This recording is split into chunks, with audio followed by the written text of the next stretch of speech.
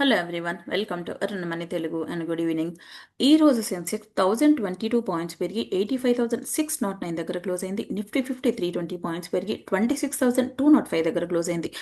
Bank Nifty కూడా 707 points పెరిగి 59,528 దగ్గర క్లోజ్ అయింది. బ్యాంక్ నిఫ్టీ అయితే లైఫ్ టైం హైక్ అయితే రీచ్ అయిందని చెప్పొచ్చు.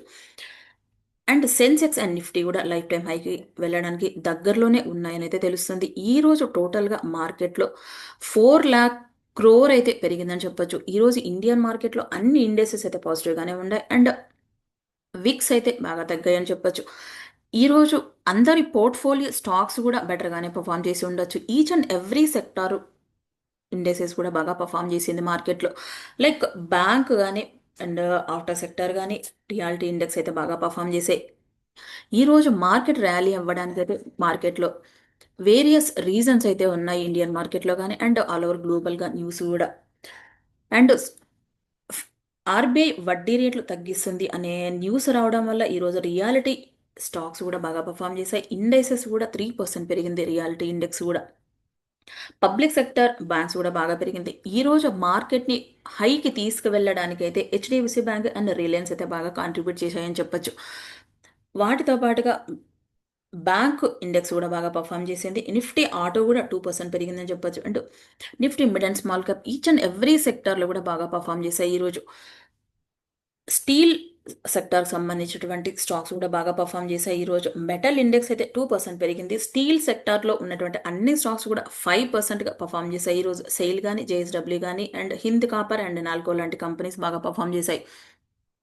దీనికైతే వేరియస్ రీజన్స్ అయితే ఉన్నాయి ఇండియాలో.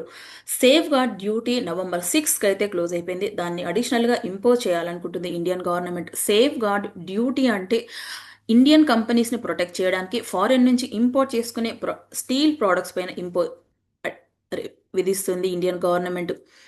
ఇండియాలో ఉన్నటువంటి కంపెనీస్ సేఫ్గా ఉంటాయి కాబట్టి ఈరోజు స్టాక్స్ కూడా బాగా పర్ఫామ్ చేశాయని చెప్పొచ్చు. And gold and silver price కూడా బాగా పెరిగాయి ఈరోజు. దీనికి మెయిన్ రీజన్ అయితే యుఎస్ ఎకనామిక్ డేటా అయితే డిలే అవుతుంది అండ్ ఎంప్లాయ్మెంట్ డేటా కూడా వీక్గా ఉంది. ఫెడ్ కూడా వడ్డీ రేట్లు తగ్గిస్తుంది అనే న్యూస్ అయితే ఉంది మార్కెట్లో. ఈ రీజన్ వల్ల కూడా గోల్డ్ పెరిగింది. 750 రూపీస్గా పెరిగి 1,26,510 రూపీస్గా ఉంది 10 grams of the gold. And silver కూడా 1,59,850 రూపీస్గా ఉంది. 2,900 రూపీస్ పెరిగింది 1 kg సిల్వర్కి. అండ్ ఇండియాలో ఉన్నటువంటి ఎంసీఎక్స్ స్టాక్ కూడా ఈరోజు అయితే బాగా పెరిగింది. 10,000 అయితే రీచ్ అయింది. ఫస్ట్ టైం లైఫ్ టైం హైకి రీచ్ అయింది ఈరోజు స్టాక్ 4.5%గా పెరిగి. ఎంసీఎక్స్లో రీసెంట్గా gold and silver futures introduce చేశారు. ఈ ఫ్యూచర్స్ అయితే బాగా పెరిగాయి రీసెంట్ టైమ్స్లో. గోల్డ్ ప్రైస్ పెరిగితే గోల్డ్ ఫ్యూచర్స్ కూడా బాగా పెరుగుతాయి. దీనివల్ల ఎంసీఎక్స్ స్టాక్ కూడా బాగా పెరిగింది ఈరోజు. అండ్ డ్యూష్ బ్యాంక్ వాళ్ళు అయితే చెప్తున్నారు 2026లో గోల్డ్ టార్గెట్ ప్రైస్ ఇస్తున్నారు వీళ్ళు $4,450గా ఉంటుంది అనేది చెప్తున్నారు వీళ్ళు. దీనికి వేరియస్ రీజన్స్ చెప్తున్నారు వీళ్ళు. ఎందుకు వీళ్ళు వేరే రీజన్స్ చెప్తున్నారంటే ఆల్ ఓవర్ గ్లోబల్గా ఉన్న సెంట్రల్ బ్యాంక్స్ అన్ని కూడా ఇప్పటికీ కూడా గోల్డ్ని పర్చేజ్ చేస్తున్నారు. యుఎస్ బాండ్స్ కానీ వాటి వైపు అయితే వెళ్ళట్లేదు, డాలర్ వైపు వెళ్ళట్లేదు అని చెప్తున్నారు. వాటితో పాటుగా ఈటీఎఫ్స్ ఫ్లో బాగా పెరిగింది గోల్డ్ అని కూడా చెప్తున్నారు. US federal bank rate cut చేయడం వల్ల కూడా గోల్డ్ ప్రైస్ బాగా పెరిగాయనేది చెప్తున్నారు వీళ్ళు. అండ్ ఆల్ ఓవర్ గ్లోబల్గా ఉన్నటువంటి మార్కెట్స్ ఎలా ఉన్నాయో చూస్తే yesterday US markets last 3 days నుంచి కూడా బాగా పర్ఫామ్ చేశాయి. ఈ రోజు కూడా ఫ్యూచర్స్ బాగా ఉన్నాయి. ఈరోజు ఇండియన్ మార్కెట్స్ కూడా బాగా ర్యాలీ అయ్యాయి ఈరోజు. అండ్ జపాన్ మార్కెట్స్ కూడా బాగా పెరిగిందని చెప్పొచ్చు. 1.82% అయితే పెరిగింది ఈరోజు. ఆల్ ఓవర్ గ్లోబల్గా ఉన్న అన్ని మార్కెట్స్ కూడా బెటర్గా పర్ఫామ్ చేశాయని చెప్పొచ్చు ఈరోజు. క్రూడ్ ఆయిల్ ప్రైసెస్ అయితే బాగా తగ్గింది ఈరోజు.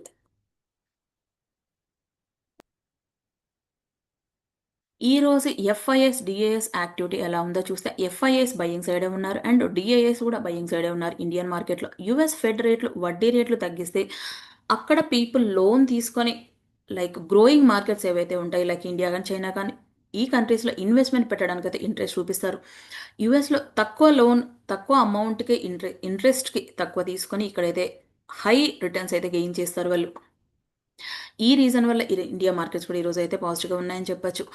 ఇంకో ఇంపార్టెంట్ అనౌన్స్మెంట్ కూడా ఉంది. క్రిస్మస్కు ముందే ఫెడ్ చైర్మన్ అయినటువంటి జెరోమ్ పావెల్ నాడు కూడా రీప్లేస్ చేయాలనుకుంటుంది యుఎస్ గవర్నమెంట్. ఇది కూడా ఒక ఇంపార్టెంట్ న్యూస్ అని చెప్పొచ్చు మార్కెట్లో. దాంతో పాటుగా వడ్డీ రేట్లు కూడా తగ్గిస్తారు అని ఆర్బీఐ గవర్నర్ గారు కూడా చెప్తున్నారు కానీ 100% ఎక్కడగా ఉంటుంది అనేది తెలియదు. తగ్గిస్తారు అనే న్యూస్‌ని మాత్రం ఉక్రెయిన్, రష్యా వార్ త్వరలోనే ఎండ్ అవుతుంది. 2 కంట్రీలకు సంబంధించినటువంటి అఫీషియల్స్ యునైటెడ్ అరబ్ ఎమిరేట్స్‌లో మీట్ అవుతారని, వాళ్ళతో పాటుగా ట్రంప్ కొందరు అఫీషియల్స్‌ని కూడా సెండ్ చేస్తున్నారు. ఈ పీస్ డీల్‌లో ఇన్వాల్వ్ చేస్తున్నారని తెలుస్తుంది డేటా ద్వారా. న్యూస్ ప్లాట్‌ఫామ్‌లో అయితే డేటా అప్డేట్ ఉంది. ఈ పీస్ డీల్ త్వరలోనే ఫైనలైజ్ అవుతుంది అని. ఈ పీస్ డీల్ త్వరలోనే ఫైనలైజ్ అయితే ఇండియా కూడా ఒక పాజిటివ్‌గానే ఉండొచ్చు. ఎందుకు పాజిటివ్‌గా ఉంటుంది ఇండియాకి అంటే, ట్రంప్ 25% అడిషనల్ టారిఫ్స్ వేశారు ఇండియా పైన. ఓన్లీ రష్యా నుంచి ఇండియా ఆయిల్ పర్చేజ్ చేస్తుంది అనే రీజన్ వల్ల. ఆ మనీని రష్యా వాళ్ళు ఉక్రెయిన్ పైన వార్‌లో వాడుతున్నారు అనే దానిపైన మాత్రమే టారిఫ్స్ వేశారు. ఈ పీస్ డీల్ ఫైనలైజ్ అయితే ఆ 25% ఆఫ్ ద టారిఫ్స్ అయితే రిమూవ్ చేయొచ్చు. దాంతో పాటుగా ట్రంప్ ఇంపోజ్ చేశారు. 2 కంపెనీస్ పైన ఏదైతే శాంక్షన్స్ విధించారో, ఆ కంపెనీస్ పైన కూడా శాంక్షన్స్ తీసేయవచ్చు. యాజ్ యూజువల్‌గా ఇండియా రష్యా నుంచి ఆయిల్ పర్చేజ్ చేయొచ్చు తక్కువ ప్రైస్‌కి. ఇండియా తక్కువ ప్రైస్‌కి ఆయిల్ పర్చేజ్ చేస్తే, క్రూడ్ ఆయిల్‌ని కొన్ని సెక్టార్‌లో వాడుతూ ఉంటారు. ఆ సెక్టార్స్ అయితే బెటర్‌గా పెర్ఫార్మ్ చేయొచ్చు. లైక్ పెయింట్ సెక్టార్ గాని, రబ్బర్ ఇండస్ట్రీస్ కంపెనీస్ అయితే బాగా పెర్ఫార్మ్ చేయొచ్చు. ఇండియా ఎకానమీ కూడా గ్రో అవుతుంది. ఇండియా జీడీపీ కూడా గ్రో అవ్వడానికైతే ఛాన్స్ ఉంది. ఈ పీస్ డీల్ ఫైనలైజ్ అయితే ఓవరాల్‌గా చూస్తే ఈ పీస్ డీల్ ఫైనలైజ్ అయితే అన్ని విధాలుగా ఇండియాకైతే పాజిటివ్‌గానే ఉంటుంది. నెక్స్ట్ అలాగే ఇండియా అలాగే యూఎస్ మధ్యలో త్వరలో కూడా ట్రేడ్ డీల్ ఫైనలైజ్ అవుతుంది అనే డేటా కూడా ప్లాట్‌ఫామ్‌లో అప్డేట్ ఉంది. అంతా ఏ విధంగా చూసినా కూడా ఇండియాకైతే పాజిటివ్‌గానే ఉండొచ్చు.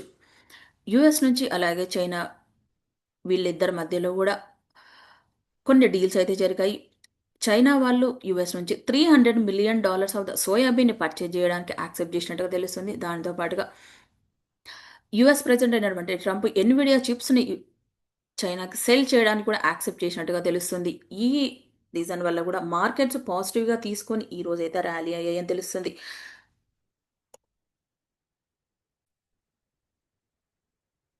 ఇండియా, ఇజ్రాయెల్ మధ్యలో త్వరలోనే ఫ్రీ ట్రేడ్ అగ్రీమెంట్ డీల్‌కి త్వరలోనే సైన్ చేస్తారని, అలాగే ఇజ్రాయెల్ ప్రైమ్ మినిస్టర్ త్వరలోనే ఇండియా విజిట్ చేస్తారని తెలుస్తుంది. న్యూస్ ప్లాట్‌ఫామ్‌లో డేటా అయితే అప్డేట్ ఉంది. లైక్ డిఫెన్స్‌లో గాని అండ్ ఇన్నోవేషన్‌లో కోఆపరేషన్ చేయడానికి, ఫ్రీ ట్రేడ్ అగ్రీమెంట్ పైన సైన్ చేయడానికి. అండ్ ఇండియా అలాగే కెనడా మధ్యలో రిలేషన్స్ అయితే బెటర్‌గా ఉన్నాయని తెలుస్తుంది. కెనడా అలాగే ఇండియా మధ్యలో యురేనియం డీల్ అయితే క్లోజ్ అయిందని తెలుస్తుంది. ఈ టోటల్ డీల్ వాల్యూ 2.8 బిలియన్‌గా అయితే ఉంది.